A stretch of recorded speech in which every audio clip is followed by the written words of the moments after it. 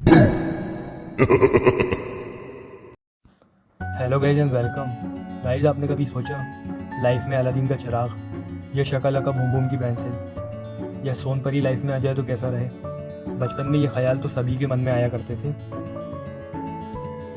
लेकिन कहीं इसका उल्टा हो जाए, यानी जिसको बुलाया गया है वो परी या विश पूरी करने वाला जिन के बजाय कोई डीमन हो तो, या कोई प्रेत आत्मा।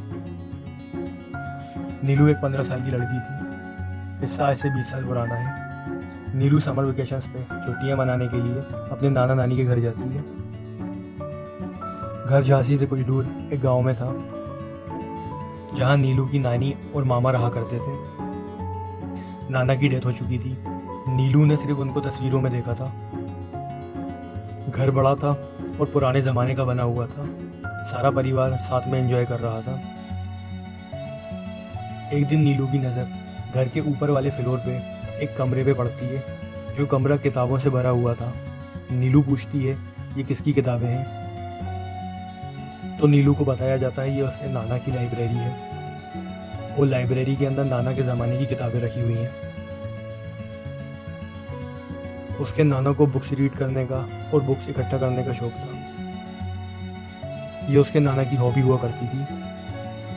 नीलू उन बुक्स को देखकर बहुत फैसिनेट होती है और परमिशन मांगती है लाइब्रेरी में जाने की, मगर नीलू को मना कर दिया जाता है। नीलू को बोल के मना कर दिया जाता है कि बुक्स की बहुत खस्ता हालत हो रही है और धूल जमी हुई है, तुम नहीं जा सकती उस रूम के अंदर, और नीलू को परमिशन नहीं मिलती। तब नीलू सोचती है, अगर किसी को पता है रूम में चली जाऊंगी। रूम की एक विंडो तो खुली ही रहती है। कुछ दिन ऐसे ही गुजारने के बाद एक दिन नीलू को मौका मिलता है रूम में जाने का। नीलू चुपचाप ऊपर वाले फ्लोर पे जाती है और विंडो के अंदर से रूम के अंदर चली जाती है। नीलू रूम में जाकर देखती है तो रूम के अंदर बहुत सारी किताबें थी, और कई किताबें तो अलग अलग लैंग्वेजेस की थी। एक किताब पर नीलू की नज़र पड़ती है तो नीलू देखती है कि एक किताब जो अननोन लैंग्वेज के अंदर है और साथ में उसका हिंदी ट्रांसलेशन भी है। किताब पे अजीब तस्वीरें और अलग अलग किस्म के डिज़ाइन बने हुए थे। नीलू देख के उस किताब को बहुत फैसिनेट हो जाती है। नीलू किताब को चुपचाप उठाती है और रूम के एक कोने में जाकर किताब को साफ करना शुरू करती है। नीलू किताब खोलकर देखती है तो कुछ समझ नहीं आता, बस तस्वीरें और अलग अलग लैंग्वेज के वर्ड्स। मतलब नीलू को देख के कुछ समझ नहीं आता। नीलू बुक के पेज पलटते पलटते एक ऐसे पेज पे पहुंचती है जहां पर हिंदी ट्रांसलेशन कुछ समझ में आ रहा था। नीलू पढ़ना शुरू करती है तो कुछ नाम लिखे थे जिनका मतलब कुछ समझ नहीं आ रहा था।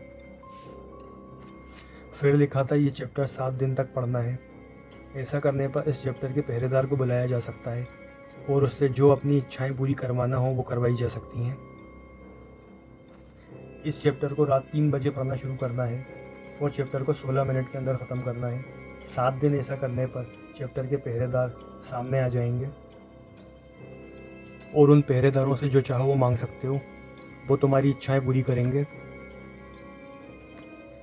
नीलू ये सब पढ़ के सुपर एक्साइटेड थी कि क्या कमाल की बुक है। नीलू बुक को अपनी जगह रखकर वापस नीचे बाकी लोगों के बीच चली जाती है। अब नीलू के दिमाग में बस वही बुक और ख्वाबों वाली परियां और बारबी डॉल्स की कहानियां चल रही थी। नीलू रात होने का इंतज़ार करती है और 3 बजे से पहले चुपचाप ऊपर वाली लाइब्रेरी में पहुंच जाती है। बुक उठा के ठीक 3 बजे वही चैप्टर पढ़ना शुरू करती है। कुछ देर में चैप्टर ख़त्म हो जाता है। नीलू आंखें खोल के सामने देखती है तो देखती है एक काली बिल्ली सामने बैठी हुई है और उसे बुक पढ़ता हुआ देख रही है। नीलू उठती है और सोचती है, ये कहाँ से आई? मैंने तो आज तक घर में कोई काली बिल्ली नहीं देखी थी। रात का टाइम था। नीलू इग्नोर करके अपने रूम में सोने चली जाती है। अगले दिन फिर नीलू 3 बजे से पहले उठती है। किताब उठा के कोने में बैठकर 3 बजे वही चैप्टर पढ़ना शुरू करती है। चैप्टर ख़त्म करती है और आँख खोल के देखती है तो अब 2 बिल्लियाँ सामने बैठी होती हैं और उसे घूर रही होती हैं। नीलू को समझ नहीं आता ये बिल्लियाँ कहाँ से आ रही हैं। नीलू सोचती है छोड़ो इस वक्त, दिन में देखूंगी कहाँ से ये बिल्लियाँ आ रही हैं। तीसरा दिन आता है। रात में नीलू फिर 3 बजे से पहले लाइब्रेरी में पहुंचती है, बुक उठाती है, कॉर्नर में बैठ के पढ़ना शुरू करती है। चैप्टर ख़त्म करने के बाद नीलू आंखें खोलती है तो देखती है उसके चारों तरफ काले नाग रेंग रहे हैं। नीलू चीख मार के लाइब्रेरी से भागती है तो देखती है रास्ते में हर जगह वही काले नाग रेंग रहे हैं। नीलू भागते हुए अपने रूम में पहुंचती है और चादर से अपना सर ढककर चुपचाप लेट जाती है डर के मारे। कुछ देर में नीलू के कान में विस्पर्स की आवाज़ें आती हैं, जैसे कुछ लोग बातें कर रहे हों।